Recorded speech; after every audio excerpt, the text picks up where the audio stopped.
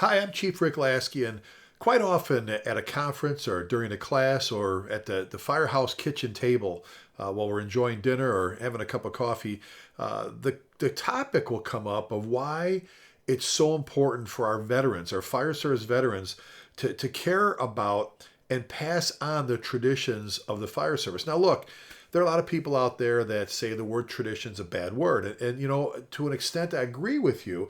When that word tradition is fastened to line of duty deaths or injuries where we get our firefighters hurt doing things we shouldn't be doing, or we're not taking care of each other, or officers aren't watching their people, those kind of things, yes, I agree with you. That kind of tradition of doing those things, getting firefighters hurt, need to go away, and I don't like that. But I do like the word tradition when it's wrapped around those that have committed their lives to one of selflessness, are firefighters. And as a veteran, as a fire service veteran, you have an obligation. And I know it's easy sometimes, to lose your edge when you've been doing this for 20 years, 30 years, 15 years, whatever, to lose your edge because you've been doing it for a while and just kind of run through the motions. But man, oh man, our young firefighters, those men and women that are starting out just like you did a long time ago, need you. They need you to talk to them about the history of the fire service, what it is, why we exist, why we're here in the first place. They need you to talk about why it's important to maintain and clean the firehouse, and that the daily duties, that cleaning, cleaning pots and pans and toilets and the kitchen and mopping floors, that's not hardship labor.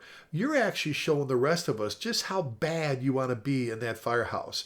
You're showing us how much you care about that firehouse, how bad you want to be part of that organization, because we've all done it.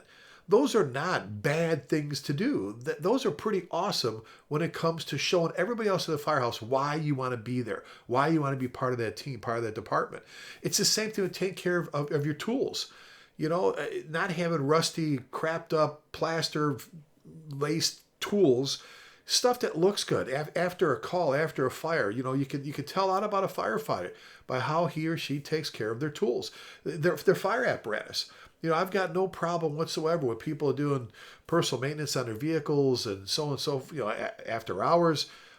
But I've got a problem when that $1.2 million tower ladder or that engine or that ambulance is filthy in a firehouse. I mean, where's the pride and the ownership when it comes to that? As a veteran, that's what you need to. You need to be out there leading them and showing them why it's important to take care of the firehouse, their tools, and their apparatus, and that it's not just an image thing. It's an ownership thing. Same goes for the uniform. The respect they should have for the uniform. That uniform is bigger than anybody in the firehouse, anybody in that room. That uniform represents something special. It represents those that have gone a long time ago before us and what they stood for. Those that mentored. I asked the veterans, what happened to the mentors? What happened to those that sat the young firefighter down and say, hey, come here, kid. Sit down. Let me explain how things work here, how you can fit into this organization, what you need to do to be successful. Enjoying the ceremonies and doing the ceremonies to recognize when someone gets hired, when they graduate paramedic school, when they get promoted, or when they retire, to pay tribute. Because look, if we don't do it, no one else is going to do it. If we don't acknowledge each other, no one else is going to do it for us. We have to do it to make sure we know that those around us are appreciated and that they represent something pretty special.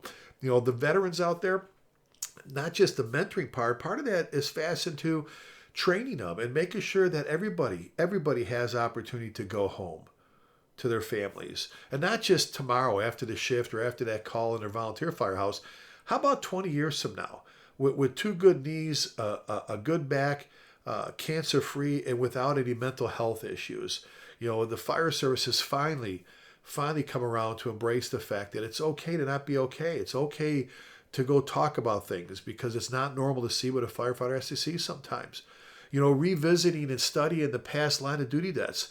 Our veterans need to share that with our firefighters because history repeats itself. And what a horrible thing in the fire service when it comes to line of duty deaths.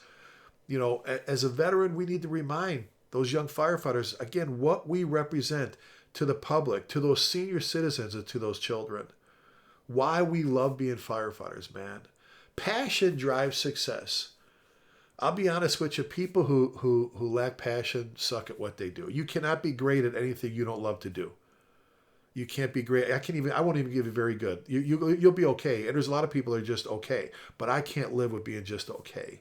The fire service is special, and it needs special people.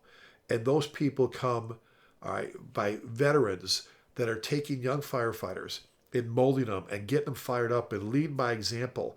And your legacy begins the moment you walk in that firehouse. As a veteran firefighter, what are you doing to pass on those wonderful, wonderful traditions of our great fire service?